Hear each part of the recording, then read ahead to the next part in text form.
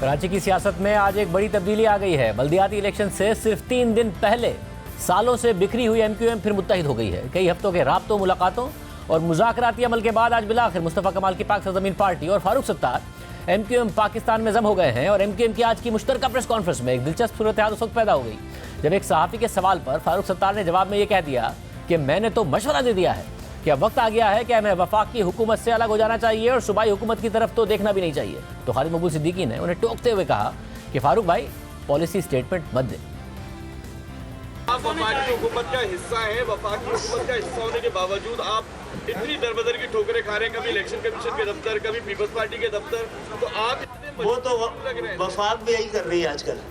ठीक है ना? देखिए, मैंने तो मशवरा दिया है कि अब वक्त आ गया है कि हमें वफाक की हुकूमत से भी अलग हो जाना चाहिए और सूबाई हुकूमत की तरफ तो देखना भी नहीं चाहिए। अभी पॉलिसी स्टेट मत दे फारूक भाई, देते रहेंगे। ठीक है। मगर इस प्रेस कॉन्फ्रेंस तक पंजाब और खैबर पख्तूनख्वा असेंबलियां तहलील होने का फैसला नहीं आया था। और तहरीक इंसाफ के रहनुमा असद उमर का कहना है कि एमक्यूएम में हुकूमत से अलग होने की आवाज़ें उठ रही हैं। सदर आरिफ अलवी शहबाज शरीफ को एतमाद का वोट लेने का कह सकते हैं और एमक्यूएम के बगैर हुकूमत गिर जाएगी। अब एमक्यूएम क्या करेगी, गुज़िश्ता चंद घंटों में सारी सूरत हाल बदल गई है। एमक्यूएम के डिप्टी कन्वीनर वसीम अख्तर साहब हमारे साथ मौजूद हैं। वसीम अख्तर साहब बहुत शुक्रिया। वसीम अख्तर साहब, जब प्रेस कॉन्फ्रेंस हो रही थी, फारूक सत्तार साहब मशवरा दे रहे थे, खालिद मकबूल सिद्दीकी साहब उन्हें खामोश कर रहे थे, तो एक बहुत बड़ी डेवलपमेंट नहीं हुई थी और वो था पंजाब असेंबली तहलील करने का फैसला, खैबर पख्तूनख्वा असेंबली तहलील करने का फैसला। अब वो हो गया है और तहरीक इंसाफ को उम्मीद है कि आपके अंदर हुकूमत छोड़ने के हवाले से बहुत बहस हो रही है। क्या छोड़ने जा रहे हैं? आप ये देखें, जिस जमात के पास कराची का मैंडेट है और जो जमातें आज मुत्तहिद हुई हैं एमक्यूएम के परचम तले, उनके व्यूज़ आपके सामने हैं और हमारी जो वजह बन रही है उसको ज़रूर मद्देनज़र रखें। हमारा मसला इलेक्शन आगे बढ़ाने से हल नहीं होगा।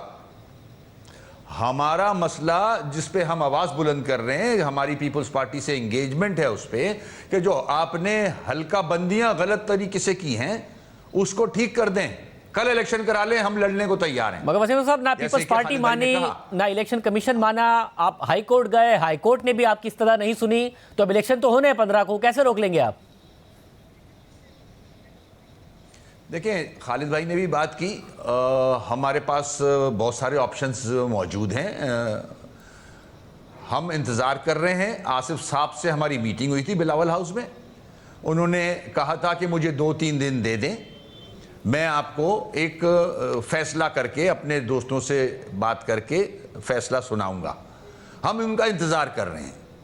कल का दिन भी बाकी है, कल जुमा है, फिर सैटरडे संडे को इलेक्शन है, तो देखते हैं कल तक क्या फ़ैसला सुनाते हैं आसिफ साहब। हम उनके फ़ैसले के मध्य को सामने रखते हैं और उसके बाद इंशाल्लाह कोई ना कोई फ़ैसला करेगी राब्ता कमेटी। और अब तो हम इकट्ठे हो गए तो इंशाल्लाह कोई ना कोई फ़ैसला आ ही जाएगा।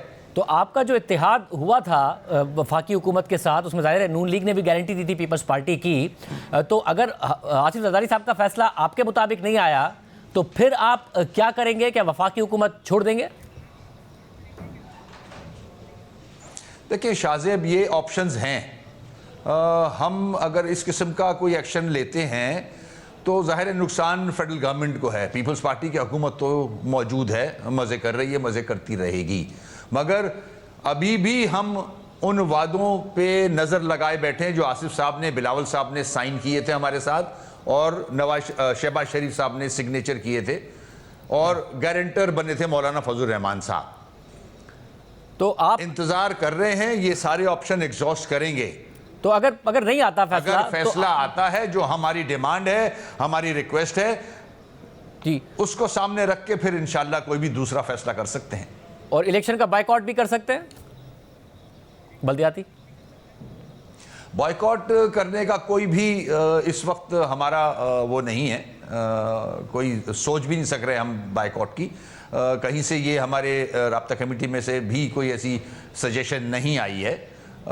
इलेक्शन अगर 15 को होता है, बिल्कुल कॉन्टेस्ट करेंगे इलेक्शन हम, मगर उससे पहले राब्ता कमेटी क्या फ़ैसला करती है वो जुम्मे और इतवार के दरमियान कोई ना कोई चीज़ सामने आएगी इंशाल्लाह।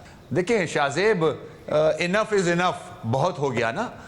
हमने हर बात मानी, हमने एक जमात छोड़ी, हुकूमत छोड़ के हम इनके साथ आए। ये ऑपोजिशन में थे और हुकूमत बनाई इन्होंने।